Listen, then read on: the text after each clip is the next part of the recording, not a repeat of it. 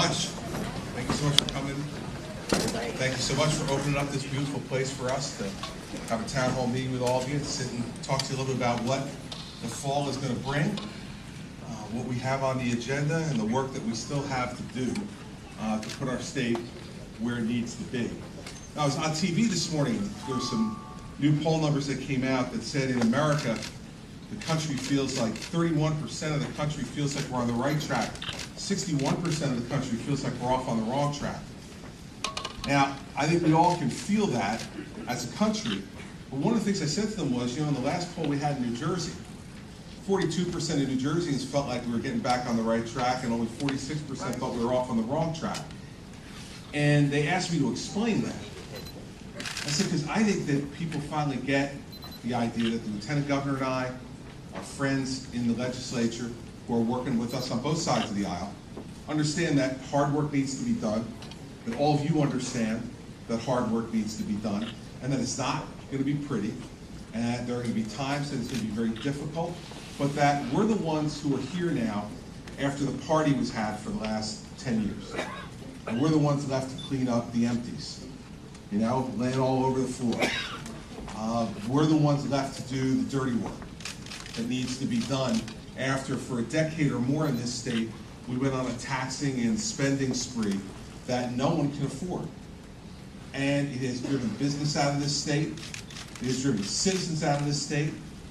During the Corzine years, over $70 billion in wealth. $70 billion in wealth leaving our state. It's not people who passed away, those are people who picked up and consciously left to go to places like Florida and North Carolina, Delaware and Pennsylvania, because they can no longer afford to live here. Now, part of this we've dealt with already in the first 8 months, and I'm proud of a lot of the things that we were able to get done in the first 8 months. We came in with over $13 billion worth of budget deficits between the last fiscal year and the one we're currently in. Everyone said there was no way you were going to close those budget deficits without increasing taxes on the people of the state, and we did it. We closed those budget gaps by making difficult choices on spending, cutting programs, some of which we would have liked to keep fully funded, but we couldn't. Because as I said to someone, my family and I were down at the shore yesterday, and we were on the boardwalk, and someone came up and asked me about why we would spend more money on a particular program, and I said, because unlike the president, I can't print money. I said, and if you want me to spend more on that, then that just means I got to take more money from you. And this guy looked at me and said, well, I don't want that. I said, well, that's the choice. The money doesn't come magically from someplace, it comes from all of you. And those are the choices that we have to make. Pension and benefit reform is another issue that we dealt with in the first 8 months, and we got more to do, a lot more to do. Now, the pension and benefit reform we did in the first 8 months deals with new employees, people who come on board after March of this past year into public employment. And that's good, because we need to stop the bleeding. But it does not fix the problem. And we're going to talk more about that later. But I'm really proud of what we did already. Those reforms were sitting for all 4 years of the Corzine administration, not acted upon. He said he was going to take care of it in contract negotiations with the public sector unions. You see how well they did at that. And so we now have passed them into law under the law of the state of New Jersey for all new hires. We now, for the first time in New Jersey, have a hard cap on property taxes. Now,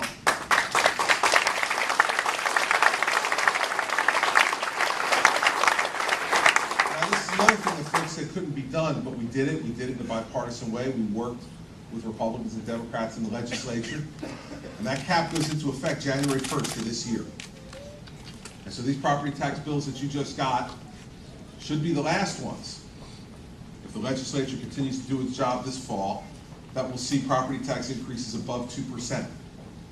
And we need to do that in New Jersey because we know that over the last 10 years, property taxes have risen 70% in the last 10 years on average in New Jersey. And so 2% increase is not what I'd like to see. I'd like to see us going down the other direction, but we got to start somewhere. So let's start again with making sure that we're not driving people out of the state because they can't afford to live in the homes where they raised their children and built their lives so they can stay living in New Jersey where they want to live. We also have done some more extraordinary things with the Lieutenant Governor on the issues of transparency and cutting red tape and making government more efficient. She's already done some great things in that regard, eliminating dozens and dozens of unnecessary regulations, and having a regular review board now that reviews these things to make sure that there's one simple test, that they meet our common sense principles of how things should be regulated, and they're not crazy government regulations that just drive everybody nuts and cost everybody money. That's going to help business do better in New Jersey as well. And lastly, when the legislature decided they wanted to go back to their old ways in the first 8 months, and they decided, well, let's just raise taxes one more time. Now, I told them right from the beginning that I wasn't going to do that. I told them that they wanted to do that, they should have done it before I got here, and they had every chance to do it. And you know, Governor Kors, I would have been happy to do it. And we said no. And they passed that tax anyway, and we vetoed that income tax increase. And we're going to continue to veto tax increases if they send them to us, because the people in the state of New Jersey are not undertaxed, they're overtaxed. We spend and borrow too much, and we need to lower that before we ask you for any other kind of money at all. And in this administration, we're not going to do that.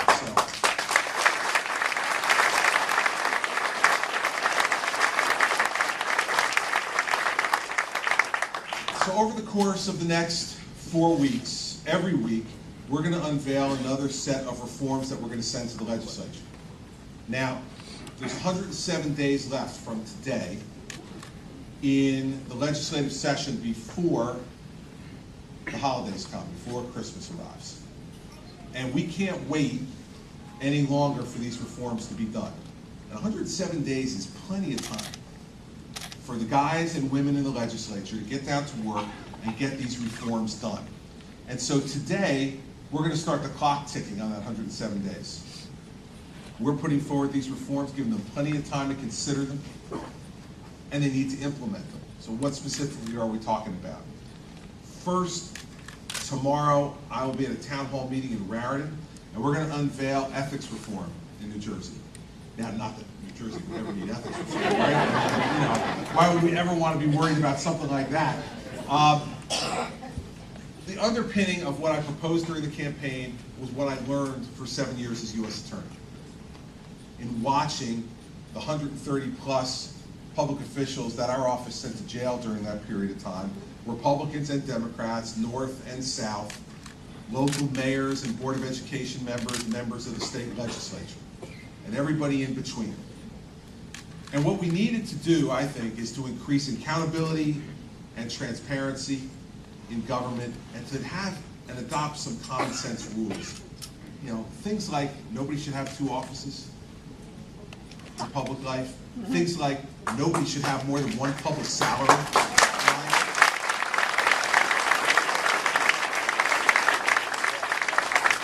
And this seems to me to be really common sense. You know, even in New Jersey, people should be able to make do with just 1 public salary. You know, and not more than 1 that all of you wind up paying for. You know, I look at the different financial disclosure forms, and you know, we just filled out our financial disclosure forms, and they were all over the newspapers, as you can see.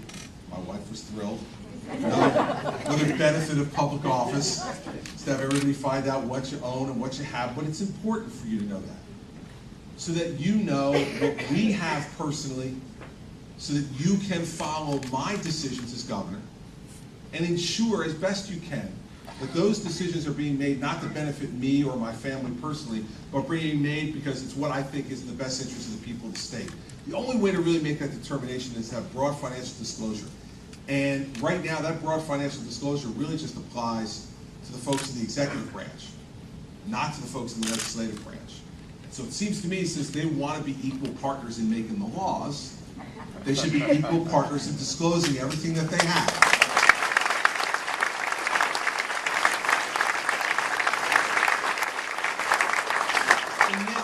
About getting the public trust back, and then giving everybody the tools to make sure that we keep it.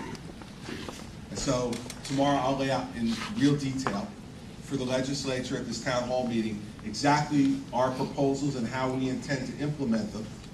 And then they're going to have to answer to all of you about whether all the things they say all the time about wanting to have real ethics reform in New Jersey is something that they really are willing to stand behind and vote for, or whether it's something they think should only apply to other people and not to them. Second, pension and benefit reform. This is an unreformed pension system that is on the brink of insolvency. Now, there may be some public employees in the audience today, maybe police officers, firefighters, teachers, other people who work in government at the municipal, county, or state level. And you know, whenever you hear anybody talk about pension and benefit reform, you think we're coming after yours to pay for something else. And you feel like a promise was made to you when you took public employment about this pension and that you want to keep it. In that regard, we're absolutely on the same page. But let me explain something to you. If we don't change the rules of the road here, that pension's not going to be there for you.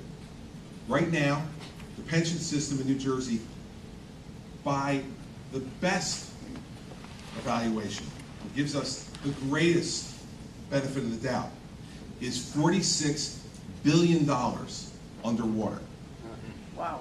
$46 billion underwater. And in 15 years, if we were to do nothing other than just for the state to make its payments, this pension system in this state would go from $46 billion underwater to $85 billion underwater. Now, what this tells me is, even with the state making its contribution, we almost double the debt in the pension system. That tells you that previous administrations, previous politicians made promises that with their mouth that they couldn't keep with their wallet. And so now the choice comes. The choice comes: are we going to reform the pension system in a significant way, or are we going to say, well, let's just hope for a better day and put our heads in the sand? Now, if we put our heads in the sand, what's going to happen is, for that police officer or firefighter, for that teacher or public employee, they may very well have no pension. And what they've been counting on all their lives to be able to take care of them in their retirement will be gone, because I don't think there's anybody in the state understand what a number like 46 billion or 85 billion means. Every nickel of state spending this year, every nickel, think about it: padded senior gold, Medicaid, unemployment, go through all the list of things that we pay for, all the education funding, not only the K-12 education, but the higher education in New Jersey. And every other program that you might like amounts to $29 billion. That means we would have to go almost 3 years spending nothing with every tax dollar we take in, nothing but on pensions to bring us to level. I mean, that's extraordinary to think about. We would have to shut down the operation of government at every level for 3 years. It doesn't make any sense. We can't do it. And if you think about it, pension reform has got to be done because of what we confront as a society. We can't any longer afford to pay for things that are not based upon what the market can bear. And New Jersey pays a higher percentage of this stuff than almost any other state in America, which takes me to health benefit reform.